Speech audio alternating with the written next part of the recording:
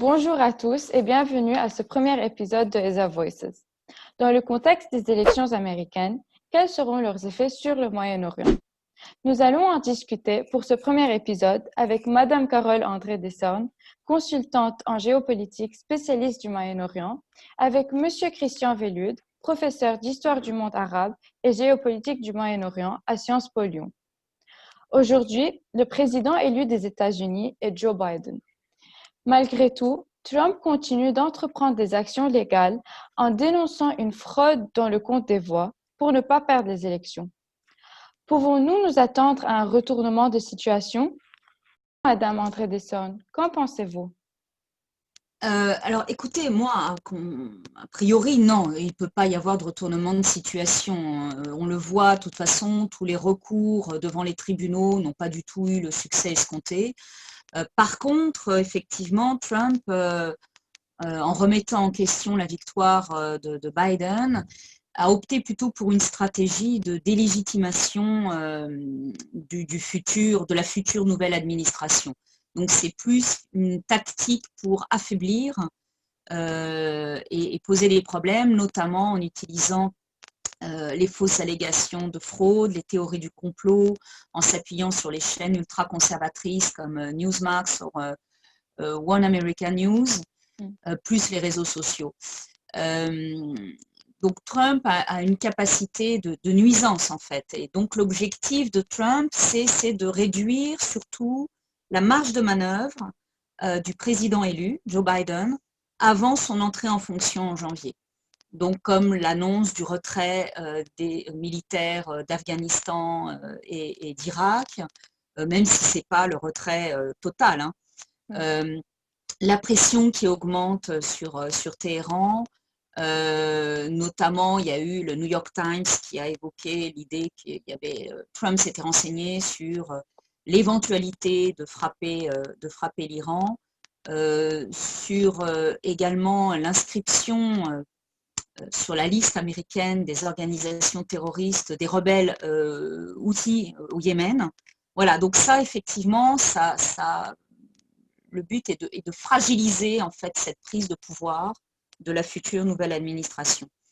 Mais ce qui va véritablement changer, on va le voir j'imagine après avec les questions, la suite du débat, en tout cas de notre présentation, c'est que l'équipe de Joe Biden va plus être dans une logique de politique multilatérale, ce qui n'était pas le cas avec Trump, qui était plutôt un fervent défenseur de l'unilatéralisme. Qu'en pensez-vous, Monsieur Vellude? Bien, bonjour à toutes et à tous et merci, un grand merci pour votre invitation. Alors, écoutez, pour répondre à cette première question, alors évidemment, la question de la rupture ou de la continuité entre les administrations présidentielles américaines, notamment en politique étrangère et surtout liée au Moyen-Orient, voilà, je dirais, c'est un très grand classique, hein, d'un président à l'autre. Je me souviens au moment de l'élection du président Obama, parce qu'il avait prononcé un discours magnifique à l'université du Caire, où il avait commencé son discours en disant « Salam alaikum ». Et donc, immédiatement, dans la région, tout le monde s'était dit « Ah, ça y est, il va y avoir un changement complet de politique. Les Américains vont enfin comprendre les aspirations et les besoins du monde arabe. » Bon, voilà. Et puis, on est quand même aussi largement resté sur notre faim. Donc, la question de la rupture et de la continuité entre Trump et Biden, évidemment, se pose. Simplement, après, il faut voir un peu dans les différents dossiers, hein, comment effectivement, est-ce qu'il y aura plutôt une continuité, plutôt une rupture? Ce que je tiens à dire tout de suite, c'est qu'encore une fois, qu'on le veuille ou non, et je ne prends pas position par rapport au président Trump, mais le bilan de l'administration Trump est un bilan qui est lourd, qui peut paraître par moments, je dirais, irréversible, mais qui peut aussi, pour la nouvelle administration Biden, quand elle sera en place, être aussi finalement très utile aussi. Donc, voilà, ça sera intéressant de rentrer un peu dans les détails et avec nuance, bien sûr. Ouais. À votre avis, en quoi la politique de Biden va-t-elle différer de celle de Trump au Moyen-Orient? Alors, il est, à mon sens, plus que probable que la politique de Biden reprenne un bon nombre de principes de la base de la politique étrangère américaine. En fait, le fond ne va peut-être pas trop le distinguer de son prédécesseur, Donald Trump, c'est plus sur la forme. C'est-à-dire qu'il va avoir une approche beaucoup plus traditionnelle de cette politique étrangère telle qu'elle a été pratiquée en grande partie sous Obama. Et par exemple, il semblerait en fait logique que Joe Biden ne renoue pas directement avec Bachar el-Assad pour la question de la Syrie, mais ça ne veut pas dire non plus pour autant que les États-Unis vont renoncer totalement à s'engager dans la voie diplomatique. On est plus dans cette logique-là. Alors, écoutez, on peut voir ça de différentes manières, mais peut-être de voir justement peut-être grand dossier par grand dossier du Moyen-Orient, et puis de voir là où effectivement il peut y avoir changement ou continuité. Hein. Ça vous va comme réponse si j'aborde comme ça quelques dossiers? Oui, oui. Hein. On parlait tout à l'heure de la Palestine, je vous le disais. Alors, vis-à-vis de la Palestine, qui est quand même la matrice des problèmes géopolitiques, je pense qu'il y aura certainement, donc encore une fois, une approche beaucoup plus conciliante, un retour notamment vers le partenaire palestinien qui sera qui sera beaucoup plus constructif, beaucoup plus positif, et donc une baisse de tension est évidente. Sur le fond, sur la forme, évidemment, ça va changer. Sur le fond, hélas, je pense qu'il n'y aura pas de grands changements. Est-ce que la solution vous savez, de double État reviendra à nouveau sur la feuille de route? On peut l'espérer. Est-ce que cette feuille de route a encore une chance d'aboutir? Est-ce qu'elle inspire encore la politique américaine? Là, franchement, on ne peut pas répondre. Je ne sais pas du tout quelle sera l'attitude de Biden. Mais encore une fois, moins de crispation et une approche plus constructive, hein, et moins systématiquement orientée vers Israël et notamment vers son Premier ministre Netanyahou. Sur la Syrie, je pense que là aussi, l'administration Biden va continuer cette délégation, je disais tout à l'heure, de règlement de conflits ou de solutions politiques à la Russie. Ça me semble intéressant. Alors, il y a quand même une petite chose. Biden est président, mais il y a la vice-présidente. Oui. Et sa vice-présidente, Kamala Harris, est une femme énergique, est une femme comme on dit, de caractère. Et je pense que notamment, il y a deux questions qui peuvent effectivement agiter l'administration Biden sur la question syrienne. C'est d'abord l'aspect criminel de guerre, la criminalité du régime Assad, hein, qui peut-être quand même pousser l'administration américaine à prendre des initiatives ou une attitude un peu plus ferme. Hein. Et puis, je dirais la question kurde. Ouais. La question kurde de Biden est proche. Hein. La question kurde, l'administration Trump ne s'est quand même pas illustrée de façon très positive dans son soutien et son lâchage vis-à-vis des Kurdes. Et là, je pense que vis-à-vis des Kurdes, les Kurdes peuvent par exemple espérer, pour le coup, un changement d'attitude avec la nouvelle administration. Sur les ruptures, on peut voir aussi, on pourrait s'attendre par exemple à ce soutien américain vis-à-vis des régimes autoritaires, peu respectueux des droits de l'homme, par exemple. Vous savez, très souvent, il y a deux États dont on parle beaucoup.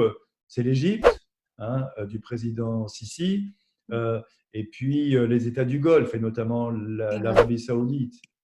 là encore, je dirais, bon, faut pas s'attendre à ce que Biden ait une attitude très, très, très violente vis-à-vis du président égyptien. On sera là aussi dans la continuité. L'Égypte est un partenaire essentiel, important. Donc, voilà, on continuera, même si par moment, quand il y a des dérapages du côté égyptien, on sera là pour rappeler que c'est pas bien, qu'il ne faut pas faire ça. Mais je veux dire, ça n'ira guère au-delà. Et je dirais la même chose avec les États du Golfe, et notamment l'Arabie Saoudite. L'Arabie Saoudite, vous avez vu, qui par exemple là, organise le G20. Il y a beaucoup de critiques qui ont été faites en disant, quand même pas exagérer, l'Arabie Saoudite n'est quand même pas je dirais, le pays symbole des droits de l'homme. Et je pense que là aussi, ça continuera de façon, je dirais, relativement proche avec l'administration.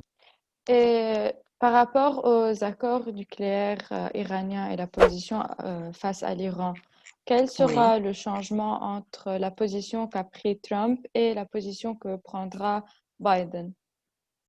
Alors, ça, c'est vrai que là aussi, la différence, ça va être sur la forme. C'est-à-dire qu'effectivement, avec Trump avait fait de l'Iran l'ennemi numéro 1 dans la région, très clairement.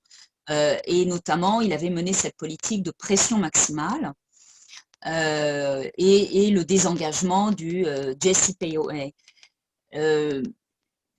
Biden, lui, qui était déjà le vice-président d'Obama, est plus dans une logique, en tout cas, de renouer le dialogue avec l'Iran, mais sans pour autant revenir à l'accord initial.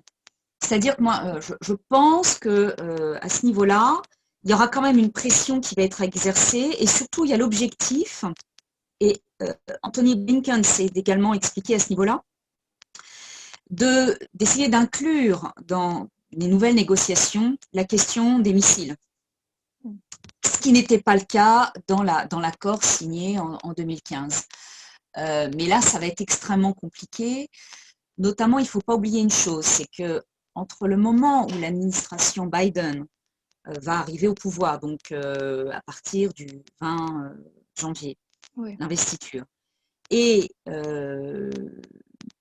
le moment où il y aura l'élection présidentielle en Iran, parce qu'il y a une élection présidentielle qui se prépare, qui doit se tenir en juin 2021, eh bien, il y a une fenêtre de tir qui est très réduite, très restreinte. C'est-à-dire qu'il ne faut pas oublier ce point qui est très important. Quand Trump s'est retiré de l'accord, ça a quand même sacrément servi les ultra-conservateurs du régime, de la République islamique. C'est-à-dire que là aussi, c'est vraiment un point essentiel. On a une lutte de pouvoir qui se joue en Iran entre les conservateurs, ultra-conservateurs et notamment les gardiens de la révolution, et les réformistes qui étaient représentés par Hassan Rouhani. Mais Hassan Rouhani, il va terminer son mandat. Et les réformistes ont été très affaiblis à cause du retrait, de l'augmentation des sanctions. Et donc, l'administration Biden n'aura que quelques mois pour essayer de convaincre l'Iran de revenir à la table des négociations, et encore une fois, en incluant cette question des missiles. Et là, vraiment, rien n'est gagné. Mais il y a quand même un point qui est essentiel, c'est-à-dire que là aussi, alors déjà, Joe Biden a bien expliqué qu'il ne renonçait pas aux sanctions qui étaient liées notamment au non-respect des droits de l'homme, au soutien au terrorisme et au développement des missiles balistiques. Ça, ces sanctions vont rester. On a trop tendance à penser que les sanctions sont uniquement liées, si vous voulez, à la question nucléaire. Oui, il y a des sanctions liées au nucléaire, mais il y a toutes les autres sanctions, et l'Iran est sous sanctions depuis 1979. La prise d'otages à l'ambassade des États-Unis. Donc là-dessus, Biden, lui, ne lèvera pas ces sanctions. Par contre, il ne veut pas non plus, dans le cadre aujourd'hui de la pandémie du Covid, affaiblir encore plus la situation sanitaire de l'Iran qui, à cause de ces sanctions supplémentaires, là aussi, est sous pression maximale, y compris sur le plan, évidemment, social et surtout sanitaire. Donc là-dessus, il y aura une volonté d'essayer d'alléger ces sanctions, les dernières sanctions, en fait, liées au retrait, en tenant compte, en intégrant cette dimension, encore une fois, humanitaire. Ça, c'est vraiment quelque chose qui distinguera aussi la politique de Biden de celle de Trump. Oui. Mais il y a tout à reconstruire. Donc, ça ne va pas être simple non plus. Vous savez, il y a une chose aussi, il ne faut pas oublier, c'est que Biden, quand il va prendre ses fonctions en janvier 2021, il va aussi se retrouver dans une perspective assez intéressante où il va y avoir un calendrier d'échéances électorales dans la région qui peuvent aussi changer pas mal de choses. Une autre réélection aussi, même si la situation de politique nous paraît quand même assez figée, c'est en Syrie. Il y aura des élections présidentielles en 2021 aussi. Et là va se jouer aussi la reconduction de la dictature d'Assad, du président Assad. Et puis, je dirais, il ne faut pas oublier, il y a un pays, c'est le Liban. En 2022, on nous parle d'élections législatives, on nous parle d'élections présidentielles. Qu'est-ce qui va se passer? Ce sont donc comme ça.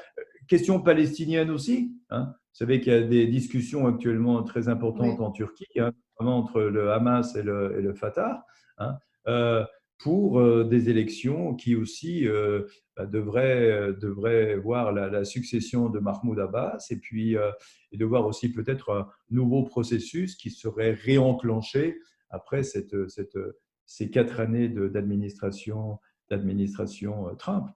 Et puis, vous savez, encore une fois, et de façon générale, pour l'administration Biden qui va prendre le pouvoir bientôt, il y a des défis très importants vis-à-vis desquels l'administration devra réagir. D'abord, la situation pandémique. La Covid-19, on nous parle actuellement de quantité de vaccins qui vont déferler sur le monde, mais la situation sanitaire covidienne, j'allais dire, aux États-Unis est extrêmement dégradée, il ne faut pas dire plus. Donc là, il va y avoir un vrai problème. Les conséquences, vous le savez bien, de ralentissement économique mondial, là aussi, sont un enjeu absolument considérable. Question aussi que Biden devra aussi absolument régler, c'est je dirais, rétablir des relations transatlantiques, notamment avec l'Europe, qui ont été malmenées avec l'administration Trump. Les rivalités souvent exacerbées avec la Russie, avec la Chine.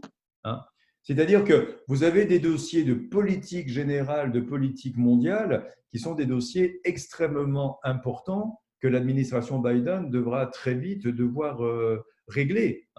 Et donc là, les questions du Moyen-Orient dans cet agenda politique américain de la nouvelle administration ne seront peut-être pas non plus des priorités. Mais s'il y en a une, ça me semble, c'est la question iranienne, bien évidemment. D'accord.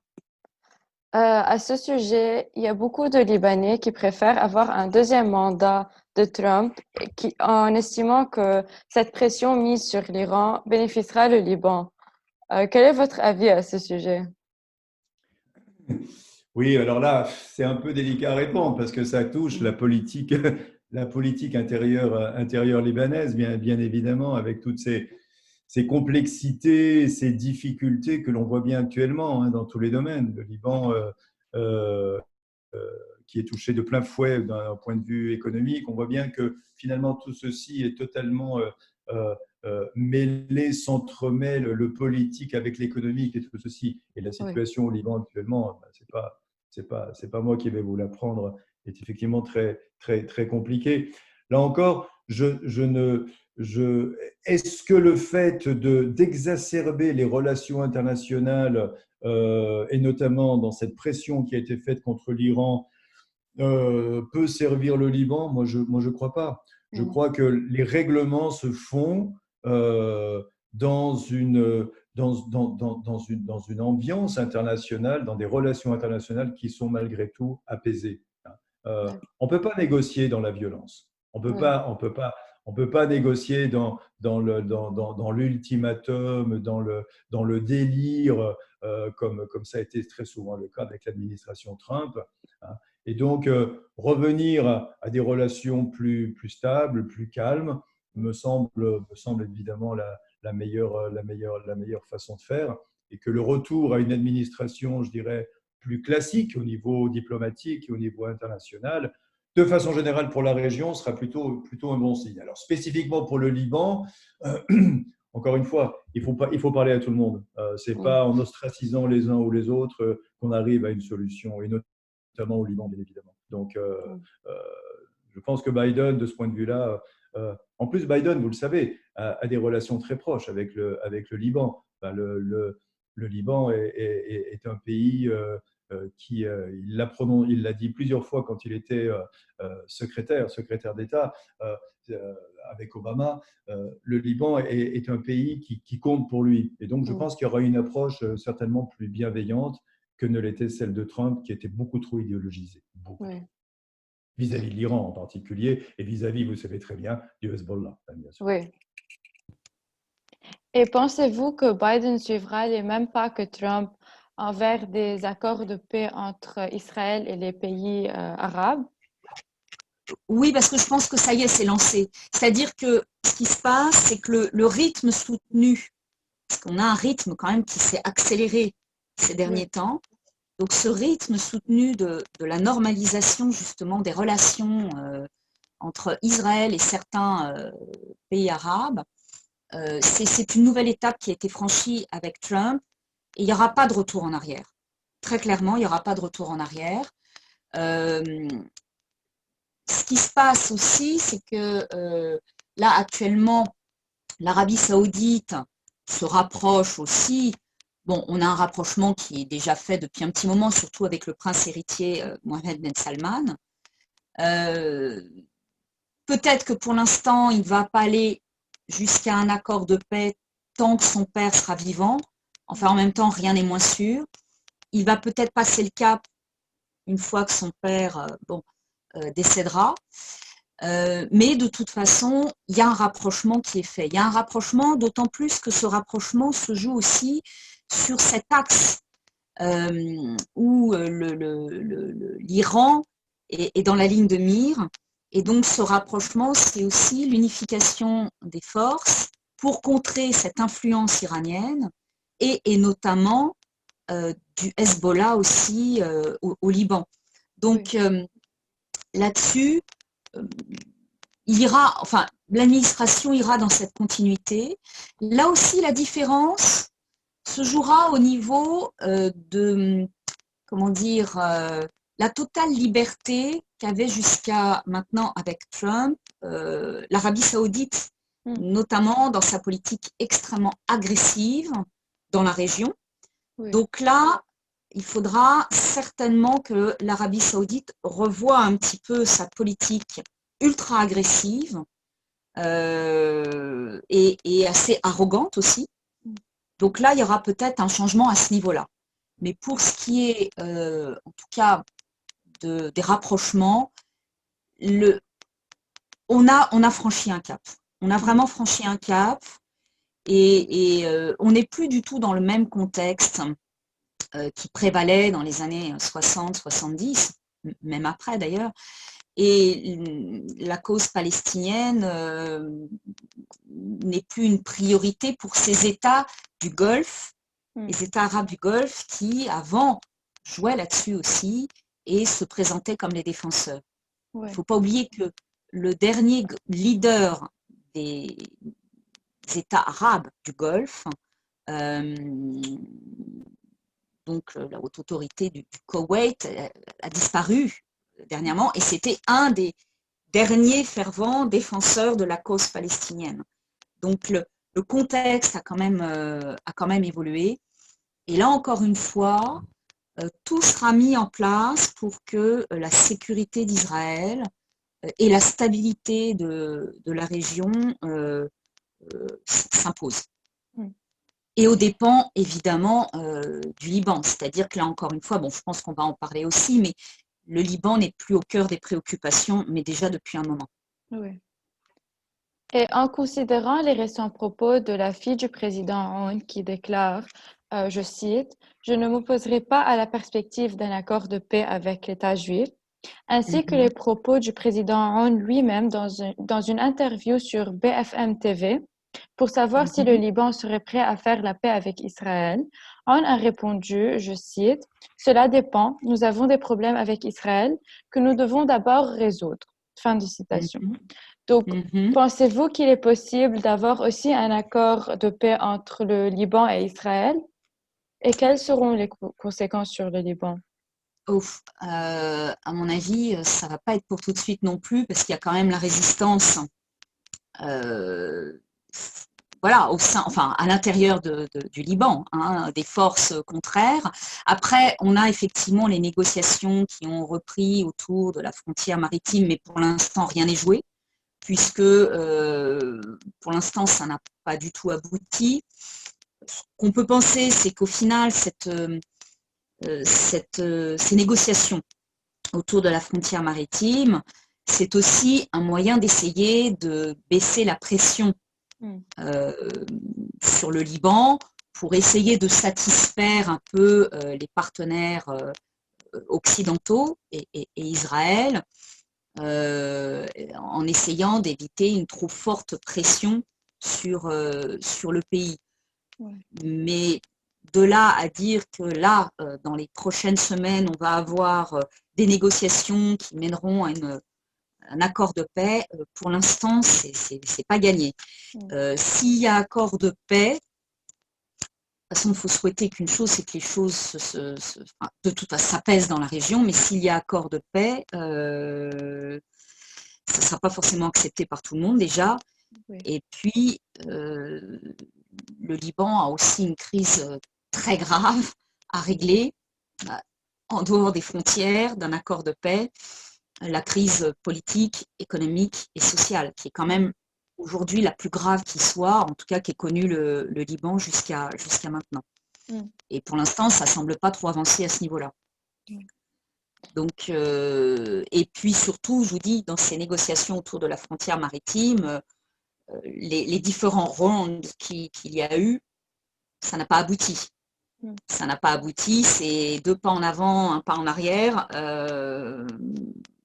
Voilà. Et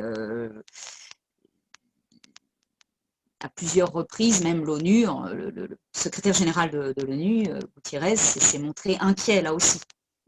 Notamment par rapport à tout ce qui se passait au niveau de la frontière, enfin le sud, hein, la frontière terrestre, où il y a eu des 2 côtés des franchissements de la frontière, et voilà. Donc il y a une montée des pressions.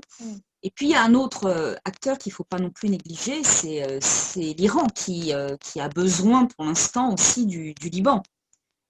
Donc tout va dépendre aussi des allègements autour des sanctions.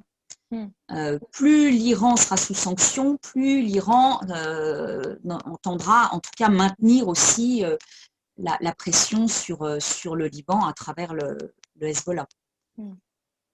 Et donc, vous étiez en train de dire que le Liban n'est plus une priorité. Donc, vous ne pensez pas que les élections américaines auront un effet sur le Liban? Pas directement. Pas directement. C'est-à-dire que ça ne va pas être le premier dossier que les États-Unis vont prendre à bras-le-corps, très clairement. Loin de là. Et vous connaissez mon attachement pour le Liban. Bon, j'en suis la première vraiment peinée. Mais le Liban n'est pas la priorité. C'est-à-dire qu'il va rester dans le jeu parce qu'il y a le Hezbollah, encore une fois.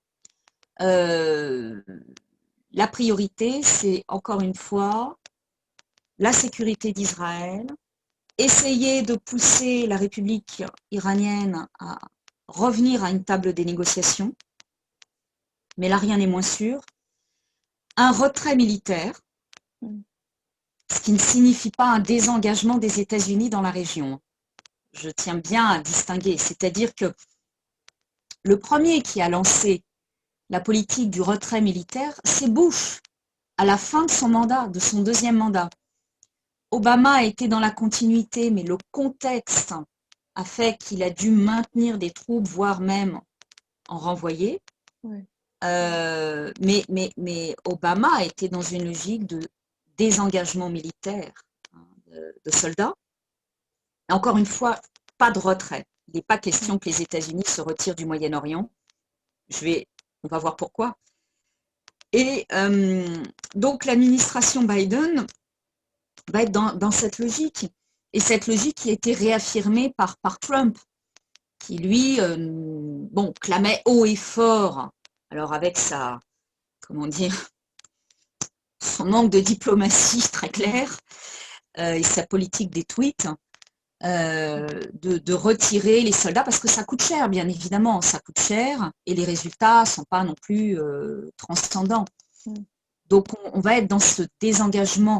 En fait, ce que les États-Unis ne veulent plus, c'est être embarqués dans des nouvelles guerres, très clairement. Par contre, se retirer de la région, non. Non, parce qu'il y a toujours cette sécurité à assurer, et puis la lutte contre le terrorisme, et puis il y a un rival, le rival chinois, qui, lui, petit à petit, fait son entrée au Moyen-Orient, déjà depuis quelques années, et notamment avec les routes de la soie. Oui. Donc, il n'est pas question de laisser un vide qui pourrait bénéficier à la Chine. Même si là aussi, la politique sera beaucoup moins agressive qu'elle ne l'a été avec Trump. Mais la Chine reste quand même un rival. D'autant que la Chine a signé des accords, et dernièrement, avec l'Iran aussi. Ah oui. Et avec la Turquie.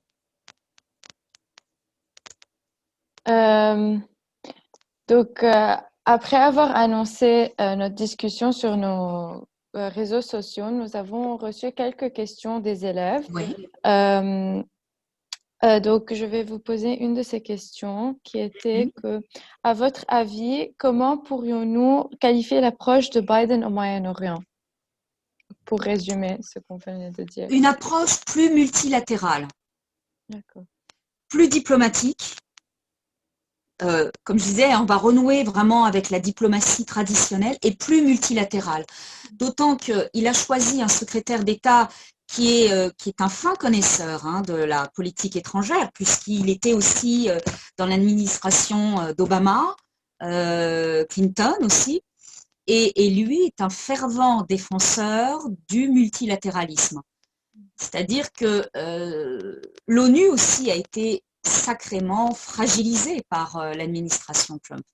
Donc, ça serait plus ce type de politique-là, de dialogue jusqu'à un certain point et multilatéral. D'accord. Alors, je dirais pour répondre, je reviendrai à finalement qu'est-ce que c'était que le Trumpisme, qu'est-ce qui caractérisait la politique de Trump. Parce que, encore une fois, bon, le président Trump, c'est terminé, donc on peut s'en réjouir. Voilà. Simplement, si Trump n'est plus le président, ce que l'on appelle le Trumpisme, elle va continuer. Et c'est peut-être ça qui est très inquiétant. C'est-à-dire que quand vous regardez dans le monde, quand vous voyez… parce que le Trumpisme, qu'est-ce que c'est? Le Trumpisme, c'est finalement un monde où règne désormais en maître eh bien, on peut dire quoi, le harcèlement diplomatique, le mépris vis-à-vis de tout ce qui concerne de près ou de loin le multilatéralisme, je dirais le populisme dans ce qu'il a de plus vulgaire, de plus provocateur, un nationalisme autoritaire. On retrouve ça dans beaucoup de pays. On retrouve ça, regardez, au Brésil, on retrouve ça en Turquie, on retrouve ça en Israël, on retrouve ça aussi en Europe, avec des pays comme la Hongrie, comme la Pologne. Donc, il y a une tendance là qui n'est pas spécifique aux États-Unis et qui pose beaucoup de problèmes actuellement dans les relations internationales. Donc, je pense que là, Biden, qui va se retrouver à la tête quand même de la première puissance économique et militaire du monde, eh bien, ça sera certainement à lui de donner ce tempo d'un retour, je dirais, aux valeurs classiques de relations internationales, de la diplomatie. Ça me semble extraordinairement important. Je dirais, c'est peut-être, encore une fois, il ne va peut-être rien révolutionner sur les dossiers brûlants dont on a parlé tout à l'heure, mais qu'au moins, il y ait cette attitude, cette façon de faire de la diplomatie, de la politique, totalement différente de ce qui se faisait, au moins sur la forme et sur le ton. Et ça, c'est extrêmement important. Insulter, mépriser son adversaire, c'est la pire des choses. Oui. Donc, pour conclure, j'aimerais vraiment vous remercier pour être présent avec nous malgré les circonstances. Et j'espère que la discussion vous a plu. Je vous remercie en tous les cas. Merci et puis bon courage à vous et à bientôt. Merci beaucoup de m'avoir invitée. Je suis très heureuse d'avoir partagé ce moment avec vous tous. Merci à vous. Merci beaucoup. Souscrivez à notre chaîne pour revoir plus de vidéos et à la prochaine.